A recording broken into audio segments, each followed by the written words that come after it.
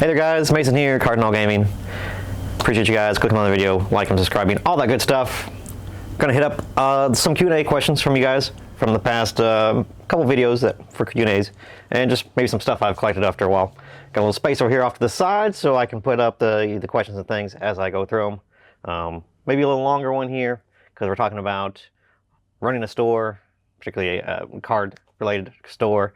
And talking about running a YouTube channel and how that kind of stuff plays together with the store and having a YouTube channel. So should be a good one. A lot of cool, interesting stuff. Appreciate everybody submitting the questions, and I'm sure there's a lot of people that are interested in this stuff. So let's get to it. All right. So first question is from MTG Unpacked. He says, "Congrats on 50K." Thank you. Appreciate it. Enjoying the content. Thank you. Thank you. I'm curious about your background and what made you start a card store. It's a tough business, so I'm interested in your mindset in the early days compared to now. So yeah, great question. Obviously, how we got started and all that stuff is kind of the more interesting, and a lot of people probably in the same position are like, I want to do something, but I don't know how to just get started. There's several different ways to do it, but the way that we did it is probably, I would say, the easiest way to do it with low risk, but it's the hardest in how much work there is to get done day after day after day. And it feels like, you know, even after this is 3-4 years in now, that we're still every day working really, really hard to try to get this and make sure that this is working right. So we started out, I got with my business partner, Zach. We own the business 50-50. He was doing video games on eBay, and I was doing just kind of casually just flipping Pokemon and doing stat on eBay. And he put out a post, I don't remember if it was on Facebook or Craigslist or somewhere. I probably saw it. This is back in the day when, you know, Craigslist was actually still a viable option to talk to people and sell things. But talked about opening up a store, and he wanted to, you know, some people to get in with him. And I said, sure, yeah, I want to do it. And we had a couple other guys that were interested off the get-go. They kind of fell off to the point after we started discussing and how we're going to do everything. And it ended up just being me and Zach after all is said and done. He was doing video games. He does Magic as well, and is knowledgeable about Magic. He wasn't buying and selling it at the time, but he was a player and has played for a long time. And like I said, I was doing Pokemon on eBay. So that's kind of where we got started. We were working out of his garage and kind of just working our way up just to try to get any sort of profit going, and then automatically just dumping that back into the business and keep rolling that same money into, you know, transaction after transaction. You know, for every sell, there's a buy right after it to use that money immediately. So, you know, we got to a point where we needed more space. We got an office space. We were working out of like the listing said it was 500 square feet, but I don't think it was 500 square feet. I think it was like smaller than that. And it was divided weird in several rooms. It was not a great layout, but it was cheap, and it was a way to get started where we had an actual place where people could come and buy and sell to us. So that was fun and cool. And we did that for just a couple months before we outgrew that. Just kind of like shipping packages, and then you jump right on eBay and you start listing and making listings for stuff. That was your day. You know, I was doing a full-time job at the time. I got off from my full-time job, and then immediately went to that and did another, 8 hours or so. Just the grind. The grind is so real, and it's what you got to do if you don't have the capital to get started. It's just we started off with the little stuff that Zach had, the little bit of cards that I had, and we kind of just, out of nothing, just kept snowballing it and trying to make a bigger thing to where we're at now. There was other stuff in the middle of that, but that's basically how we got started. Again, low risk, just because, you don't need a lot of capital and a lot of stuff like that, but it is very difficult to start out that way. The more money you have, the easier it is on you to get started, and you kind of get to leapfrog ahead of other people that would be starting in a more organic way than we would. If you have money to put into it, where you can maybe get a little space right off the get-go and keep rolling like that, that'd be the way to do it. I do not recommend just opening up a store right away. I would definitely do online. There's no reason to not just do online if you're just looking to do particularly just cards or just Pokemon in particular. I would even say that, and I've said this in another Q&A video, but I'm going to say it again. I do not believe a standalone card store is a viable business option anymore. I just don't. The margins are too thin on sealed product. I mean, you're making, buying boxes for 80, selling them for 110. 80 is before shipping, before fees, before taxes, all that stuff. And, if you do online, you got to ship them. There's just not money to be made there, just for how competitive that it is. And then you got singles, which is your bread and butter. That's where you're going to be making your margins at.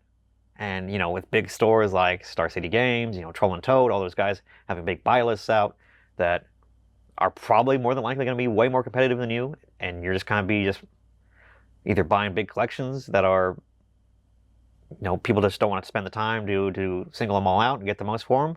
Or you're going to be buying from people that don't want to go through the hassle of shipping them to Troll and Toad. You get both ends, and it works. People do it. Effort is a thing that some people just don't want to put out. So there is that method of just buying singles. But until you get a large clientele, big base that will sell to you, you're going to be stuck with a lot of one-off transactions with one single person. Trolling eBay and trolling Facebook Marketplace, trying to see what you can find out that way, because you don't have the recurring customers that an actual brick and mortar store that has play space and all that stuff where it's going to have. You don't have that kind of same in and out traffic. You're going to be, like I said, one-offs and pretty much buying people out of their collections and then doing the work that they didn't want to do. So that's how you're going to have to get started until you get to a brick and mortar. And I would not say to open a brick and mortar until you get your feet wet and selling online and figuring out margins and how to ship and the headaches that come along with shipping stuff and the potential loss that you have to do with people that are scamming you and the people on TCG Player that says they didn't get their $15 card because you didn't have tracking on it, and when they actually did, you're losing money out that way. There's just a lot that goes into running a business, even like if you do get an office space, things like utilities, make sure you can manage all that kind of stuff. And if you want to even just sustain yourself, make sure that it's a viable option for you, that you're able to do it. Because scaling, if we didn't have the sizes, the business that we do now, it'd be very difficult for just me and Zach to maintain this. A lot of people think I'm just going to open up a store and I'm going to do it myself, and it's so much work. Answering phones, answering emails, if you do online, the maintenance, the shipping, all that stuff takes time.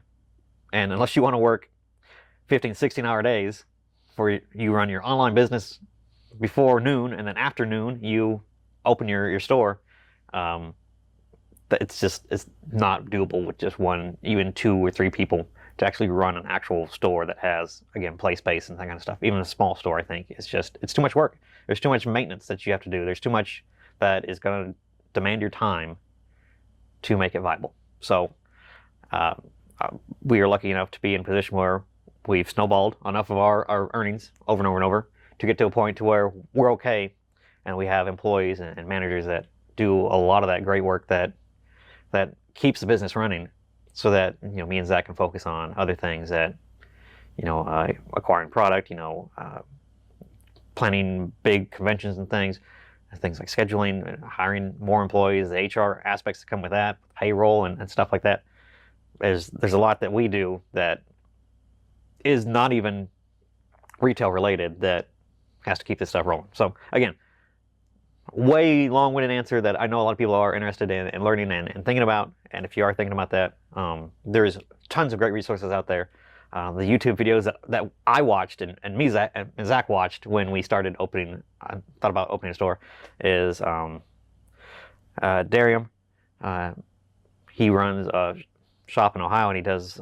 He's on Twitch now. And he's like a pack opener that does stuff. But he owned a Magic store, a Pokemon store for a very long time, and his videos on Darium's MTG. It's just called Ask a Shop Owner.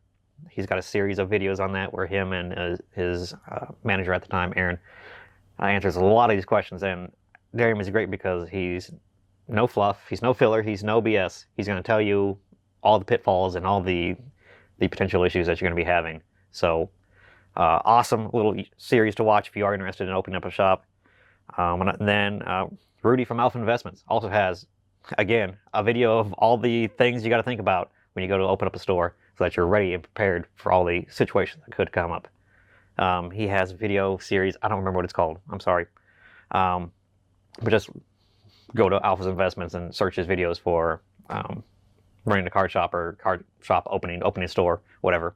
I'm sure you'll find them. And a lot of good information there. Yeah, he does it in his trademarked, styling of just being, not gloom and doom, but just being real, just being prepared for the things that could potentially happen and the issues and things like that you could stumble upon. There's a lot of things that you probably haven't thought about that people like Darium and Rudy and then me have experienced that, you may not even know would be something to think about. So all that good information is out there. And then, stuff like this from me, I'm going to be putting out this kind of stuff more.